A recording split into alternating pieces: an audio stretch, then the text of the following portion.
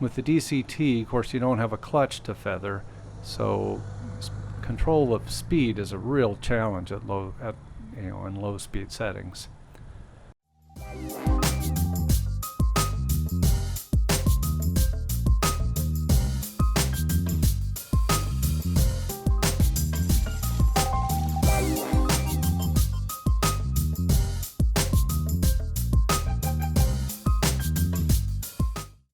Hi everybody, and welcome to my channel.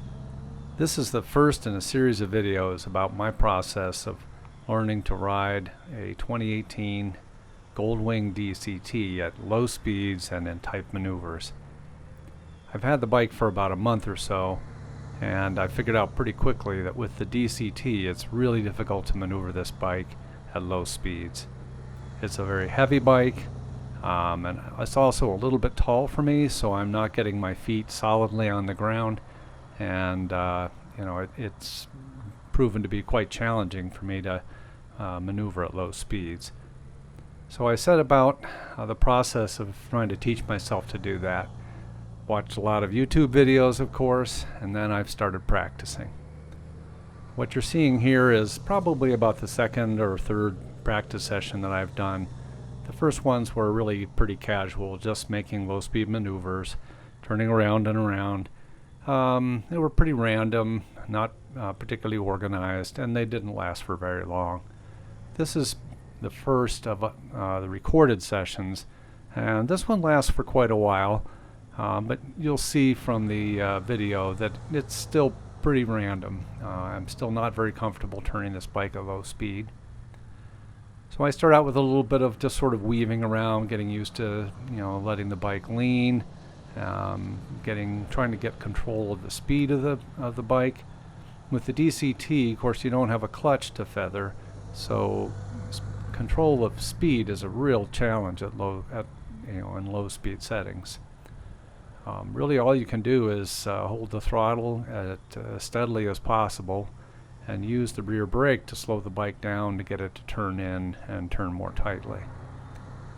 So this is that first practice session, and there'll be others here that will follow.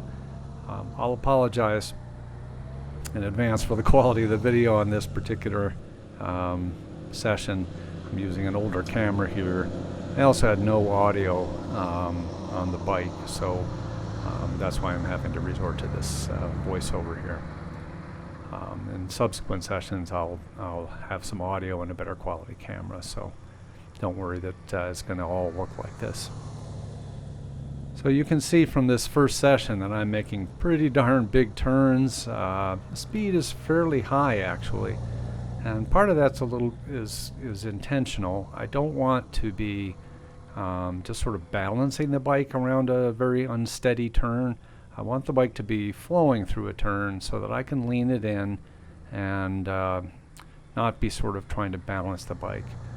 This way I keep some gyroscopic effect going on in the wheels, and the bike's a little steadier. But you can see it's pretty difficult for me to make anything like a turn in a two-lane road, which is my goal. So my goal is to be able to just turn it around in a two-lane road without any difficulty. This bike would be very difficult to maneuver quickly if I had to make a bunch of wide turns or more complicated maneuvers, and there's always the possibility of dropping the bike given the fact that it's kind of tall for me. So we'll stop with this first session here, and we'll move on to the second session now.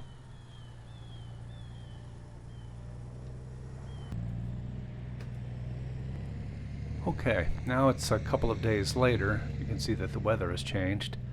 I've got a better camera this time, and the lighting isn't as bad as it was last time, so hopefully you'll be able to get a better look at what's going on.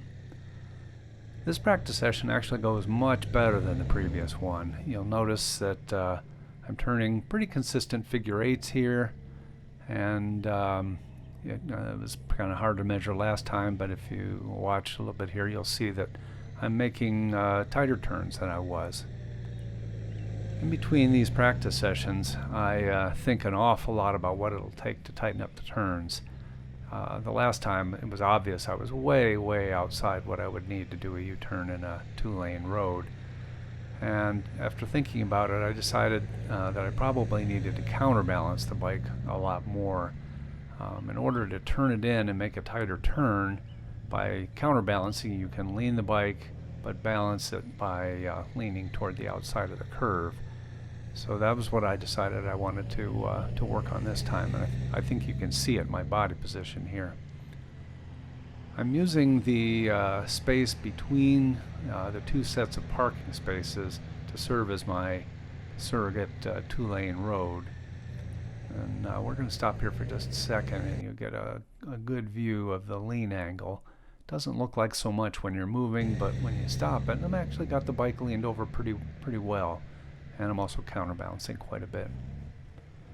So as I said, I'm trying to turn around in the space between the two sets of parking spaces, and I'm not accomplishing it here, but on a few of the turns I get pretty close. You know, I'm a couple, 3 feet, maybe 4 feet outside of it there, and in some of the turns I probably get another foot or two closer than that. I think we're going to pause it here again for a second, and in just a second, and we'll see sort of how close I can get. Whoop, I'm coming. Bike's really leaned over again, and yeah, I'm just a couple feet outside the space that I'm allowing for myself.